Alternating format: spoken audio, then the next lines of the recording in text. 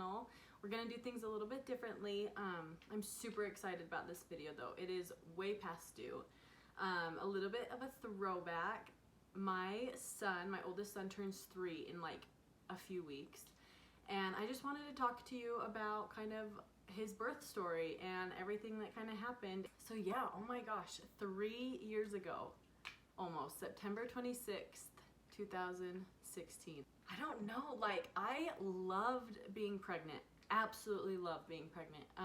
I tell everyone all the time, if I could be pregnant all the time, just no baby, like I would.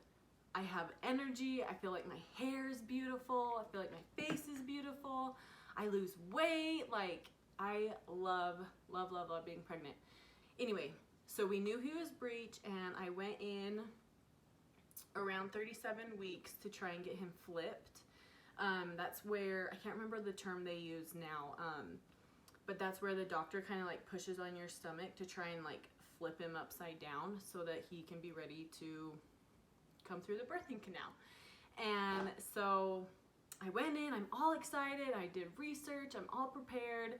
I heard that it hurt like a freaking mother, so I was prepared. I'm like, okay, I can handle this. I can totally handle the pain. But the doctor was like, okay, let's do an ultrasound really quick to see just exactly how baby's positioned so that I know where I need to push and all that stuff. I'm like, cool, sweet. So I get in there, go to the ultrasound tech, and she starts doing her little wand magic, and she's like way quiet. So finally the doctor comes in and he goes, okay, you have low amniotic fluid, so like concerning low. Normally they want it like an 8 or above, and I was at a 5 when I went in on Friday. So he's like, I want you to go home and you are like on bed rest this weekend, and I want you to drink as much water as you can possibly drink. He's like, if you think you've had enough, drink more. I asked him, I was like, what if I lose more amniotic fluid? And he goes, well, then you're gonna be having a baby on Monday. I'm like, oh, no, I'm 37 weeks and my baby's breech. So that means C-section. And seriously, cried the whole entire way home. No joke. I did not want to have a C-section. First baby, I had my whole entire like birthing plan. Like, I want to be able to bounce on the ball. I want music. Like, I want my husband there. I want him to cut the cord. Blah, blah, blah. All this like different stuff. And that just all went out the window when he said C-section. I go home. I drink as much water as possible. Monday, I had to go to work. My appointment wasn't scheduled until 11 on Monday. And of course, the doctor's office calls me at like 9 o'clock, and they're like, oh, like we have to move your appointment till 1 o'clock now instead of 11. Is that okay? And I'm like, I guess. So anyway, that day at work we had a staff meeting, and our wonderful bosses brought us lunch, Costa Vida. So I had this huge Costa Vida salad. So I go to the staff meeting, I have lunch with everyone, and I have to leave kind of early because I gotta get to my appointment. I go in on Monday, I can't see anything. I'm like, where's the fluid? And she like didn't say much. And I'm like, okay, like prepare for C-section, like this is probably going to happen. And she finds this little pocket like up by his butt or something, I don't even remember.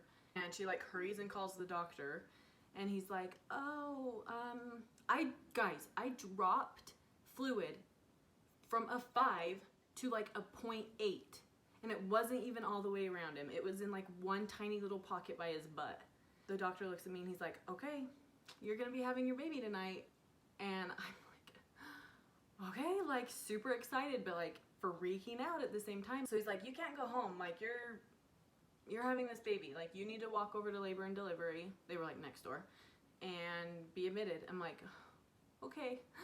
So I'm calling my mom. I'm like, Mom, we're having this baby, and they scheduled my C-section at like 6:30.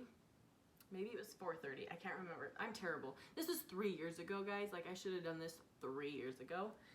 So bear with me. And it was like 2 at this point, I think. So I'm like calling my mom. I'm freaking out. I'm like, you need to hurry down here. She lives 4 hours away. And the nurses are like, so when's the last time you ate? And I was like, an hour ago? And I had like a huge Costa Vida salad. And they're like, okay, yeah, we're not gonna do your C-section at 4:30. We're gonna wait until probably 8:30 so you can digest a little bit. I'm like, oh, thank goodness. We're just sitting there. Like, I didn't even go through labor. I don't even know what a contraction feels like. Nothing has happened to my body. I've like maybe felt a Braxton Hicks, but that's about it. Like, no idea what the heck's going on. And all of a sudden 8:30 comes around and they're like prepping us. I remember my husband like was so excited to wear the surgical suit, like, and we both had to wear this like hairnet, and I was so mad because I had a photographer there, but I was like, oh, my hair's cute, my makeup's cute, and I have to wear this stupid freaking hairnet. I'm like, what is this? It was good though. Like, when the doctor told me, okay, here's your baby, you can look up, I remember like not being able to lift up my head, which was disappointing. Like, I saw him for a second, but I'm like, ugh, can't hold my neck up anymore. And so I'm glad that I have pictures of that, because I can like see that through pictures. I'm getting a little emotional here, but I just remember the look on my husband's face, like when they pulled Bronx out, like, and they gave Bronx to my husband, and he like bent down a little bit and showed me Bronx, and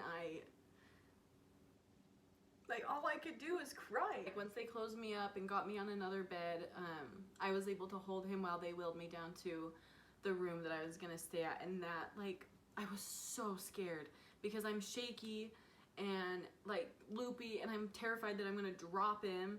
Gosh, it was fast. Like, I remember feeling afterwards like so sad and being like, I don't know like what labor feels like. Like, I don't know what a contraction feels like. I was supposed to have 3 more weeks of being pregnant, and I love being pregnant. Like, I just felt like it all was like taken away from me.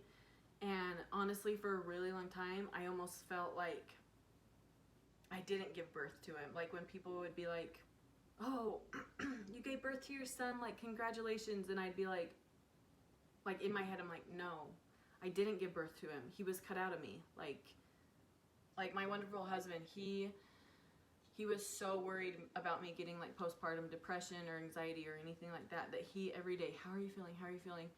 And I just remember being like, I feel like I got gypped out of everything. Like, here I am carrying this baby for 8 months pretty much, and just within 30 minutes, like, it's all gone. And I didn't feel any of it. And it was because of him that I realized I did give birth to my son. I went through a hell of a surgery. Everything happened perfectly the way that it was supposed to.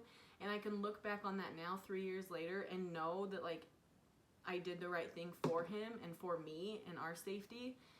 I'm so thankful for the wonderful doctors and the surgeons and the nurses that helped. Like, yeah, I got a nasty scar on my stomach, but I am proud of that scar because if it brought Bronx to me.